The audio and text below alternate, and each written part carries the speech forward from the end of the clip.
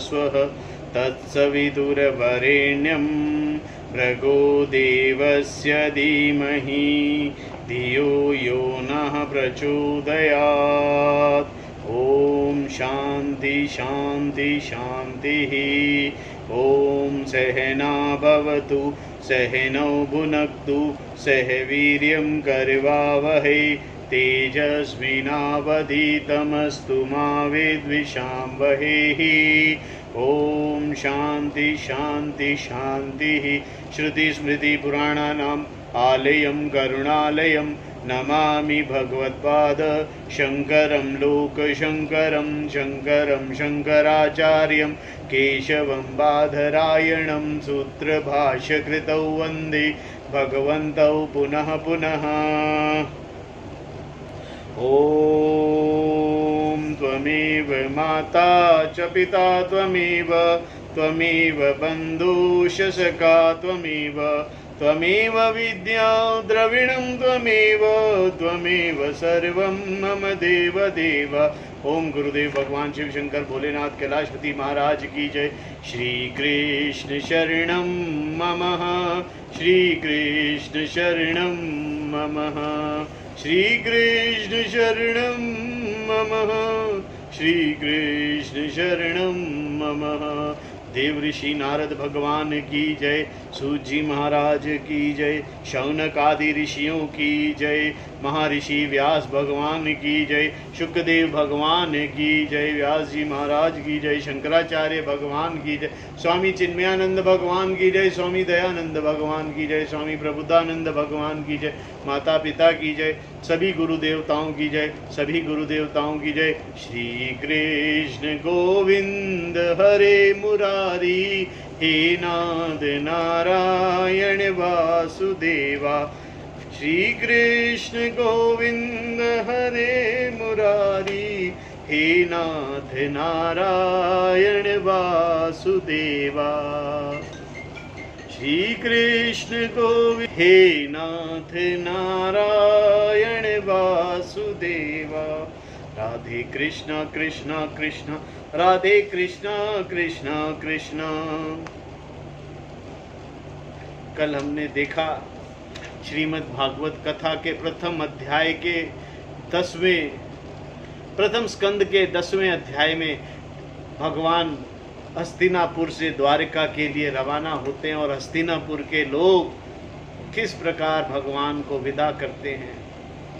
आज 11वें अध्याय में भगवान द्वारका में प्रवेश करेंगे। सूत जी कहते हैं श्री कृष्ण ने अपने समृद्ध अनर्थ देशों में पहुंचकर वहां के लोगों की विरह वेदना बहुत कुछ शांत करते हुए अपना श्रेष्ठ पांचजन्य नामक शंख बजाया।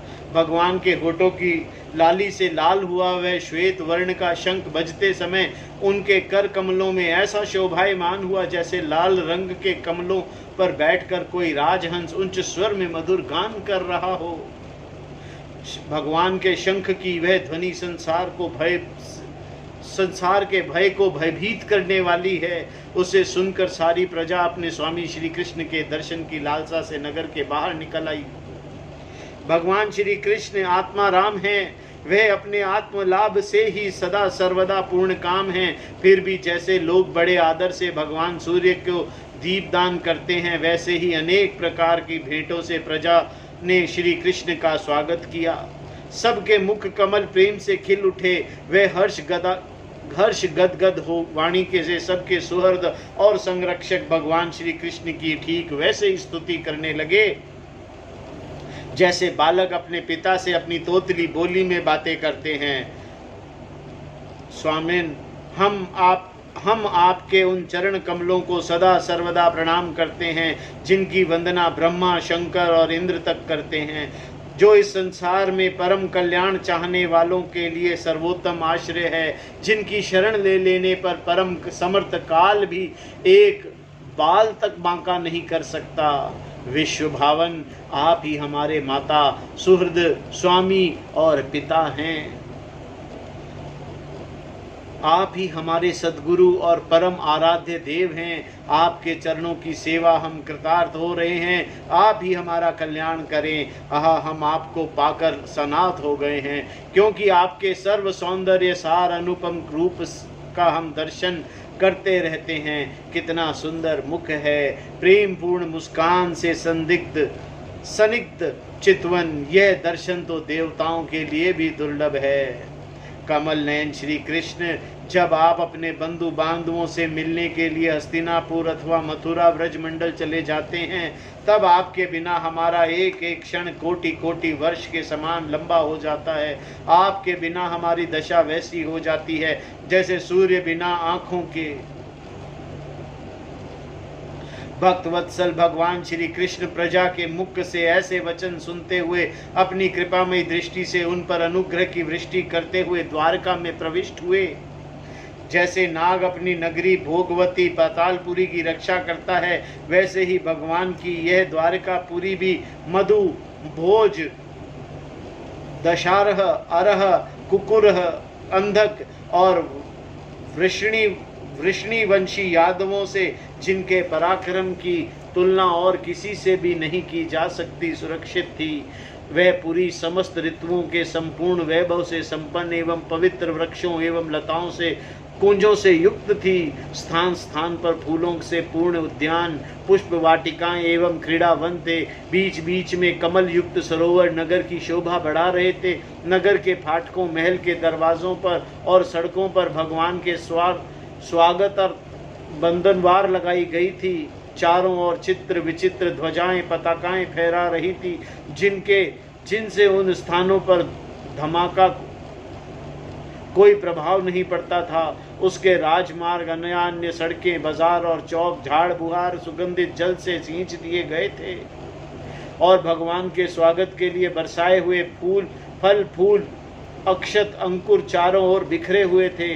घरों के प्रत्येक द्वार पर दही, अक्षत, फल, ईख, जल से भरे हुए कलश, उपहार की वस्तुएं, धूप, दीप आदि सजा दिए गए थे। उदार शिरोमणि वसुदेव, अक्रूर, उग्रसेन, अद्भुत पराक्रमी बलराम, प्रद्युमन, चारुदेशन और जामवंती नंदन सांब ने जब यह सुना कि हमारे प्रियतम भगवान श्री कृष्ण आ रहे हैं, तब उनके मन में इतना आनंद उमड़ा कि उन लोगों ने अपने सभी आवश्यक कार्य, सोना, बैठना और भोजन आदि छोड़ दिया। प्रेम के आवेग से उनका हृदय उछलने लगा।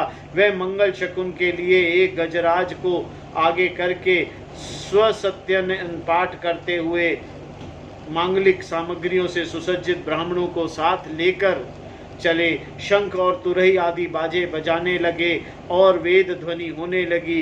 वह सब हर्षित होकर रथों पर सवार हुए और बड़ी आदर बुद्धि से भगवान की अवगानी करने लगे। साथ ही भगवान श्री कृष्ण के दर्शन के लिए उत्सुक सैकड़ों श्रेष्ठ वारांगनाएं, जिनके मुख कोपलों पर चमचमाते हुए कुंडलों की कांति पड़ने से बड़े सुंदर दिखते थे, पालकियों पे चढ़कर भगवान की अवगानी के लिए चली। बहुत से नट, नाचने वाले, गाने वाले, विरध, बखनाने वाले, सूत, मागध और वंदीजन भगवान श्री कृष्ण के अद्भुत चरित्रों का गायन करते हुए चले। भगवान श्री कृष्ण ने बंधु बांधवों, नागरिकों और सेवकों से उनकी योग्यता के अनुसार अलग अलग मिलकर सबका सम्मान किया। किसी को सिर झुकाकर प्रणाम किया, किसी को वाणी से अभिवादन किया, किसी को हृदय से लगाया और किसी से हाथ मिलाया, किसी की ओर देखकर मुस्कुरा दिए और किसी को केवल प्रेम भरी दृष्टि से देख लिया। जिसकी जो इच्छा थी उसे वही वरदान दिया। इस प्रकार चांडाल प्रयत्न सबको संतुष्ट कर गुरुजन सपत्निक ब्राह्मण और वृद्धों को तथा दूसरे लोगों को भी आशीर्वाद ग्रहण करते हुए, वंदीजनों एवं वृद्धावली सुनते हुए सबके साथ भगवान श्री कृष्ण नगर में प्रवेश किया। शौनक जी जिस समय भगवान राजमार्ग से चल जा रहे थे, उस समय द्वारका की कुल कामनियां भगवान के दर्शन ही पर परमानंद मानकर अपनी अपनी अटारियों पर चढ़ाई। भगवान का वक्ष स्थल मूर्तिमान सौंदर्य लक्ष्मी का निवास स्थान है। उनका मुखारविंद नेत्रों के द्वारा पान करने के लिए सौंदर्य सुधा से भरा हुआ पात्र है। उनकी भुजाएं लोकपालों को भी शक्ति देने वाली है। उनके चरण कमल भक्त परमहंसों का आश्रय है। उनके अंग अंग शोभा के धाम हैं। भगवान की इस छवि को द्वारकावासी नित्य निरंतर निहारते रहते हैं, फिर भी उनकी आंखों में एक क्षण के लिए भी तृप्त नहीं होती। द्वारका के राजपथ पर भगवान श्री कृष्ण के ऊपर श्वेत वर्ण का छत्र तना हुआ था। श्वेत चंवर डुलाए जा रहे थे। चारों ओर पुष्पों की वर्षा हो रही थी। वे पीतांबर और वनमाला धारण किए हुए थे। उस समय वे ऐसे शोभायमान हुए मानो श्याम मेघ एक ही साथ सूर्य, चंद्रमा, इंद्रधनुष और बिजली से शोभायमान हो। भगवान सबसे पहले अपने माता पिता के महल में गए। वहां उन्होंने बड़े आनंद से देवकी आदि सातों माताओं के चरणों पर सिर रखकर प्रणाम किया और माताओं ने उन्हें अपने हृदय से लगाकर गोद में बैठा लिया। स्नेह के कारण उनके स्तनों से दूध की धारा बहने लगी। उनका हृदय हर्ष से विवल हो गया और वह आनंद के आंसुओं से उनका अभिषेक करने लगी। माताओं से आज्ञा लेकर वह अपने समस्त भोग सामग्रियों से संपन्न सर्वश्रेष्ठ भवन में गए। उसमें 16,000 पत्नियों के अलग अलग महल थे। अपने प्राणनाथ भगवान श्री कृष्ण को बहुत दिन बाहर रहने के बाद घर आया देखकर रानियों के हृदय में बड़ा आनंद हुआ।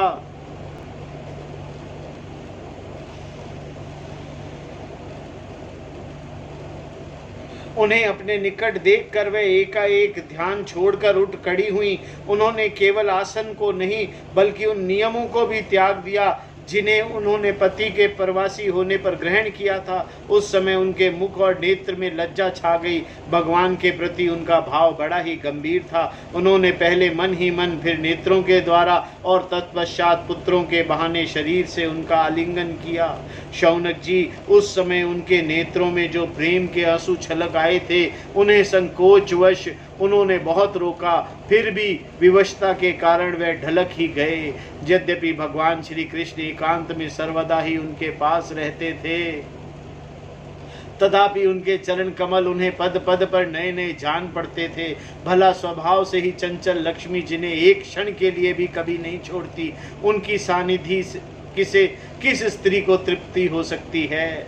जैसे वायु बांसों के संघर्ष से द्वानाल पैदा करके उन्हें जला देता है, वैसे ही पृथ्वी के भारभूत और शक्तिशाली राजाओं में परस्पर फूट डालकर बिना शस्त्र ग्रहण किए ही भगवान श्री कृष्ण ने उन्हें कई अक्षौणी सेना सहित एक दूसरे से मरवा डाला। और उसके बाद आप भी उपराम हो गए। साक्षात परमेश्वर ही अपनी लीला से इस मनुष्य लोक में अवतीर्ण हुए थे और सहस्त्रों रमणी रत्नों से रहकर उन्हें साधारण मनुष्य की तरह क्रीड़ा की। जिनकी निर्मल और मधुर हंसी उनके हृदय से उन्मुक्त भावों को सूचित करने वाली थी, जिनकी लजीली चितवन को चोट से बेसुध होकर विश्व विजयी कामदेव ने भी अपनी धनुष का परित्याग कर दिया था। वह कामिनियां अपने काम विलासों से जिनके मन में तनिक भी शोभ नहीं पैदा कर सकी, उन असंग भगवान श्री कृष्ण को संसार के लोग अपने ही सामने कर्म करते हुए देखकर आसत मनुष्य समझते हैं। यह उनकी मूर्खता है। यही तो भगवान की भगवता है कि वे प्रकृति में स्थित होकर भी उसके गुणों से कभी लिप्त नहीं होते। जैसे भगवान की शरणगत बुद्धि अपने में रहने वाले प्राकृत गुणों से लिप्त नहीं होती, वे मूढ़ स्त्रियां भी श्री कृष्ण को अपना एकांत सेवी स्त्री परायण भक्ति समझ बैठी थी, क्योंकि अपने स्वामी के ऐश्वर्य को नहीं जानती थी। ठीक वैसे ही जैसे अहंकार की आवृत्तियां ईश्वर को अपने धर्म से युक्त मानती हैं।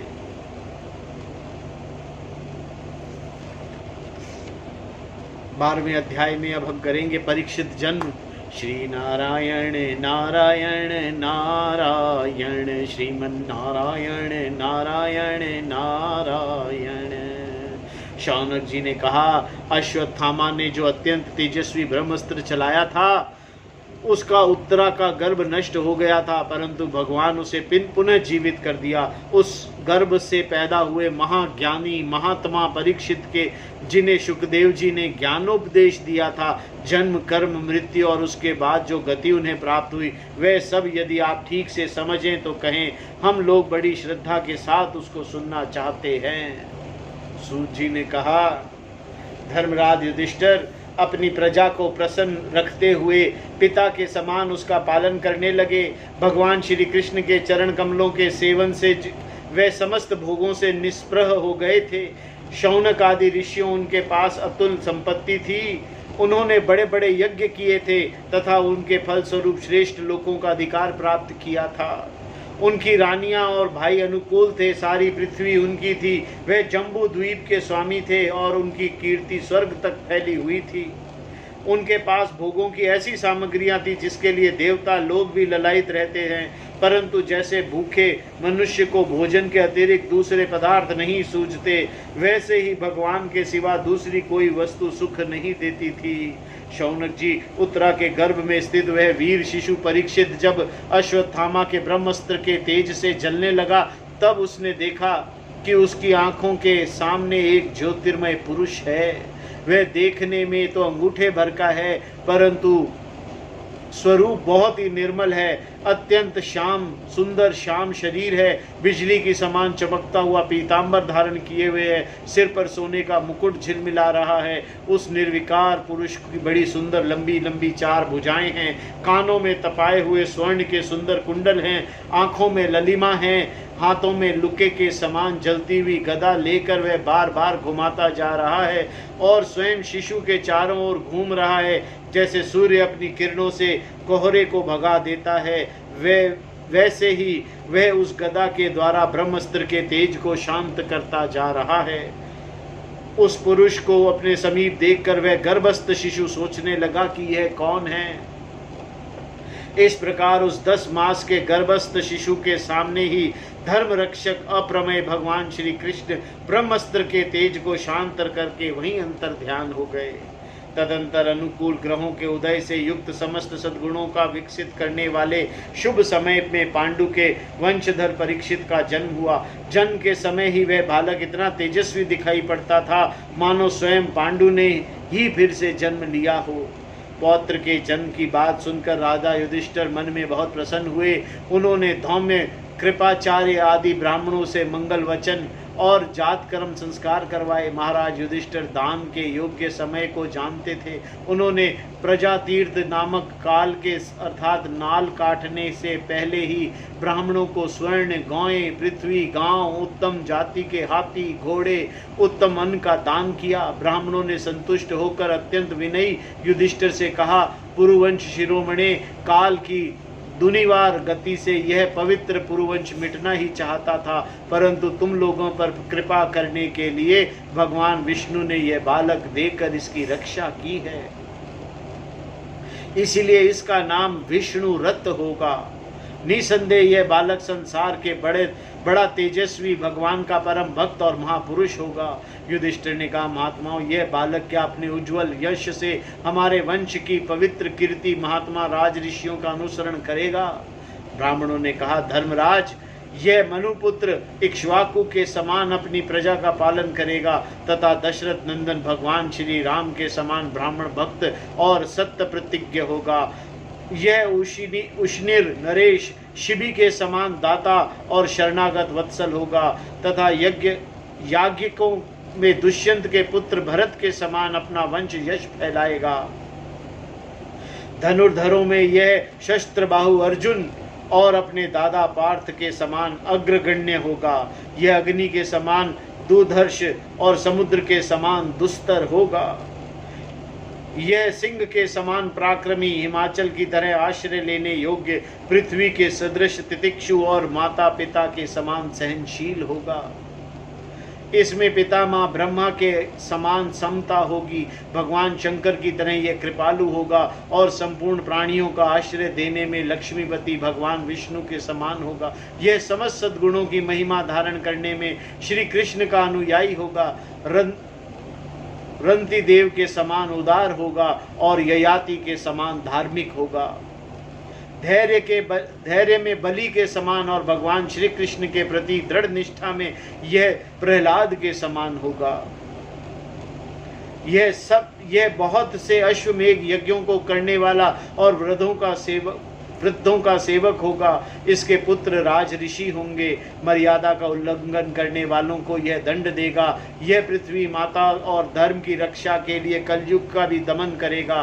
ब्राह्मण कुमार के शाप से तक्षक के द्वारा अपनी मृत्यु सुनकर यह सब की आसक्ति छोड़ देगा और भगवान के चरणों की शरण लेगा। राजन, व्यास नंदन सुखदेव जी से यह आत्म की यथार्थ स्वरूप को ज्ञान प्राप्त करेगा और अंत में गंगा तट पर अपने शरीर का त्याग कर निश्चय ही अभय पद को प्राप्त होगा।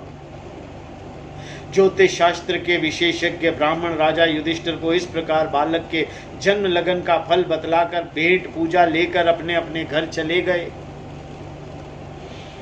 वही यह बालक संसार में परीक्षित के नाम से प्रसिद्ध हुआ, क्योंकि वह समर्थ बालक गर्भ में जिस पुरुष का दर्शन पा चुका था उसका स्मरण करता हुआ लोगों के उसी की परीक्षा करता रहता था कि देखें इनमें से कौन सा वह है। जैसे शुक्ल पक्ष के दिन में प्रतिदिन चंद्रमा अपनी कलाओं से पूर्ण होता हुआ बढ़ता है, वैसे ही वह राजकुमार भी अपने गुरुजनों के लालन पालन से क्रमशः अनुदिन बढ़ता हुआ शीघ्र ही सयाना हो गया। इसी समय स्वजनों का वध का प्रायश्चित करने के लिए राजा युधिष्ठिर ने अश्वमेघ यज्ञ के द्वारा भगवान की आराधना करने का विचार किया, परंतु प्रजा से वसूल किए हुए कर और दंड जुर्माने की रकम से के अतिरिक्त और धन न होने के कारण वे बड़ी चिंता में पड़ गए।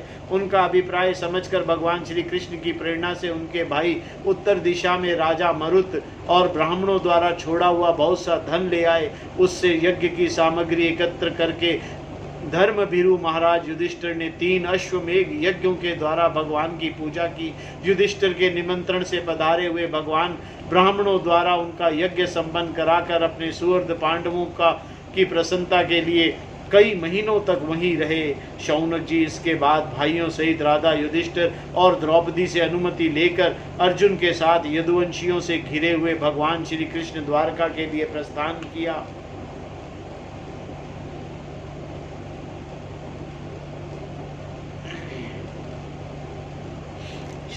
कृष्ण गोविंद हरे मुरारी, हे नाथ नारायण वासुदेवा। ओम नमो भगवते वासुदेवाय, ओम नमो भगवते वासुदेवाय। ये था 12वां अध्याय।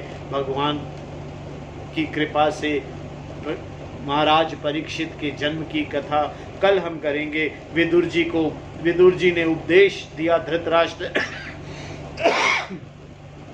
और गांधारी को,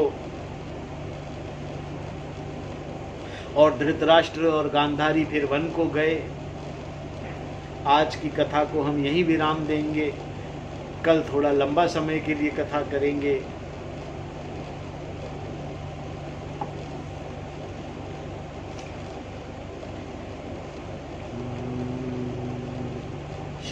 कृष्ण गोविंद हरे मुरारी, हे नाथ नारायण वासुदेवा। आरती अति पावन पुराण की, धर्म भक्ति विज्ञान खान की।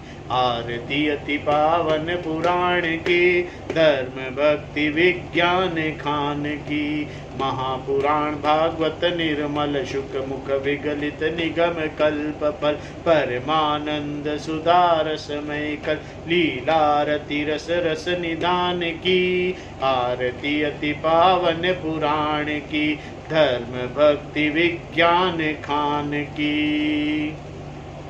कलिमल मत नित्रिताप निवारिणी, जन्म मृत्युमय भव भयहारिणी। सेवत सतत सकल सुखकारिणी, सौमौषधि हरिचरित गान की। आरती अति पावन पुराण के, धर्म भक्ति विज्ञान खान की, विषय विलास विमोह विनाशिनी, विमल विराग विवेक विकाशिनी, भगवत तत्व रहस्य प्रकाशिनी, परम ज्योति परमात्म ज्ञान की, आरती अति पावन पुराण की, धर्म भक्ति विज्ञान खान की, परमहंस मुनि मन उल्लासिनी, रसिक हृदय रस रास विलासिनी, मुक्ति मुक्ति रति प्रेम सुदासिनी, कथा किंचन प्रिय सुजान की, आरती अति पावन पुराण की, धर्म भक्ति विज्ञान खान की।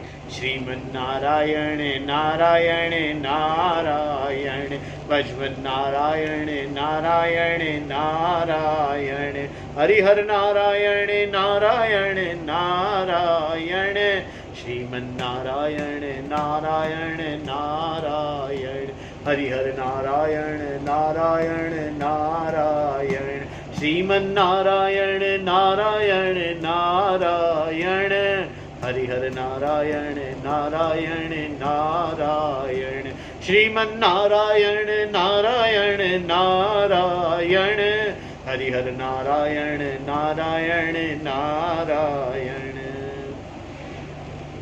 हरि ओम तत्सत। ओम पूर्णमदः पूर्णमिदं पूर्णात् पूर्णमुदच्यते पूर्णस्य पूर्णमादाय पूर्णमेवावशिष्यते। ओम शांति शांति शांति। गुरुभ्यो नमः। ओम हरि ओम तत्सत।